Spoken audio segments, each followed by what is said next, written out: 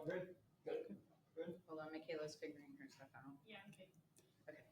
I'm Chief Sarah Corsi. Thank you all for being here this afternoon. This type of brutal crime shakes the community. The events that took place this past Saturday are deeply disturbing and heartbreaking. The pain and suffering an innocent child endured at the hands of those he trusted and loved the most. Before I turn the podium over to our PIO, Detective Sullivan, I would be remiss if I didn't ask the community to find it in their heart to keep this child, his family, in their thoughts and prayers. Please keep our officers, the hospital staff, and the state attorneys in your hearts also. They're working tirelessly.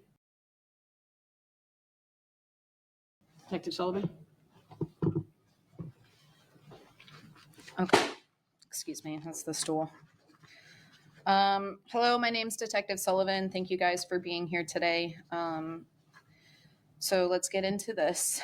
On February 22nd at 10 p.m., we received a phone call from Advent Health Hospital staff that they received a 10-year-old male patient that contained evidence of physical abuse. Additionally, they were performing active CPR on the child and administering life-saving measures. We learned that the child was brought in through the front door of the emergency department after arriving by vehicle with the child's mother, Kimberly Mills, and a male now identified as Andre Walker. Per hospital staff, Andre left the hospital immediately. Once Kimberly learned that law enforcement was on the way, she immediately left the hospital, all while her 10-year-old son was receiving CPR.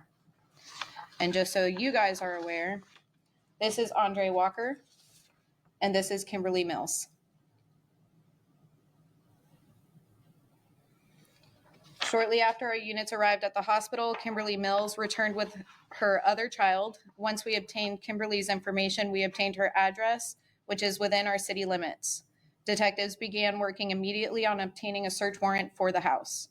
Kimberly refused to cooperate with the law enforcement investigation. The 10-year-old child was eventually airlifted to a regional trauma center where hospital staff continued life-saving efforts. It is clear to our agency that this child underwent gruesome abuse. He is covered head to toe,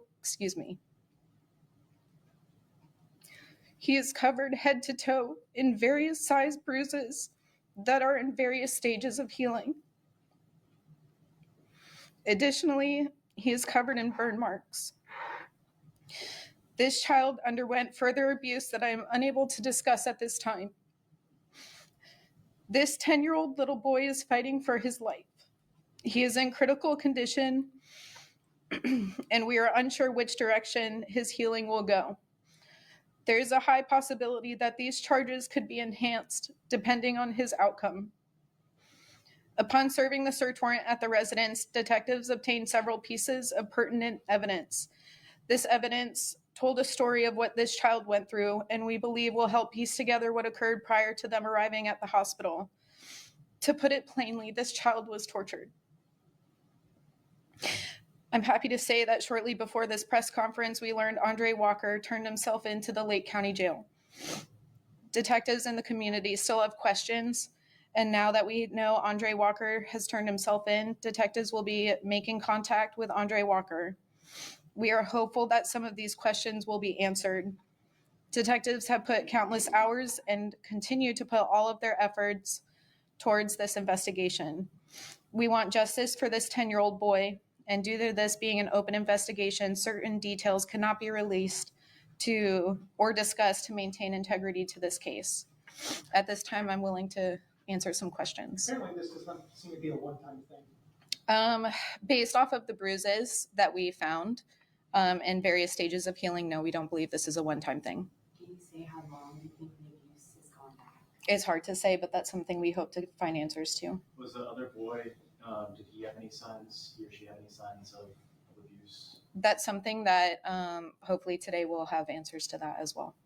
Has Andre been cooperative? Have you guys had an opportunity to talk to him at all? Due to him just recently turning himself in, we're hoping that we can get some of those, any questions that we have for him, that he'll be willing to answer that. So hopefully by the end of today. If you could talk a little bit about, and you started speaking to, they have a boy who is being treated, how he is doing at this very moment. At this very moment, he remains to be in critical condition. It's hard to say what direction he's going to go. He's fighting for his life. Has the mother been cooperative at all? She had any statements you were able to share with us? She did not wish to speak with us. Is there any history with this family? Do you guys have a call history at that home, or is there a DCF history with this family? So we checked with DCF. We did not see any recent or any contact with DCF reports or anything like that. We did do a call history at the residence. There was one recent call where mom called in with questions about the 10-year-old boy. You didn't respond out there though? No, it was a call that could be handled over the phone. Was there any signs that was there any signs of sexual abuse of this 10-year-old boy? Some details of the investigation I can't say, but I will have you read in between the lines. The relationship between Nils, Kimberly and Andre, are they a couple? Are they related? What's their relationship? Sure. So because she wasn't very forthcoming with her relationship with him or him at all, we're still trying to piece together his relationship to her. Has there been any outside contact with other family in regards to the little boy that's being treated? Any distant relatives? So biological dad, he lives out of state. He was immediately notified and was immediately able to come down to be with his 2 sons. And can you speak at all to what you may have seen inside the house upon the search warrant? Enough that we are able to paint a certain picture that leads us to believe this little boy was tortured. Was the boy in school outside the home? Yes. He was going He to attended school. Yes. This may be kind of a piggyback, and you might not be able to answer Mhm. it, but talking about what you were able to take from the home is, and what has helped you piece together this investigation. I know we talked about firms. Is there anything that you can give us to give an indication of how he might have been burned? Not without losing the integrity of the case. If you could speak to the emotions, because I know I spoke to a neighbor, obviously very shocked. Us seeing the details, very shocking, and I see raw emotions during the press conference. Ask your question one more time. Your emotions. My emotions. So I'm, excuse me, I'm a mother. A lot of us are parents at this agency. So to hear and,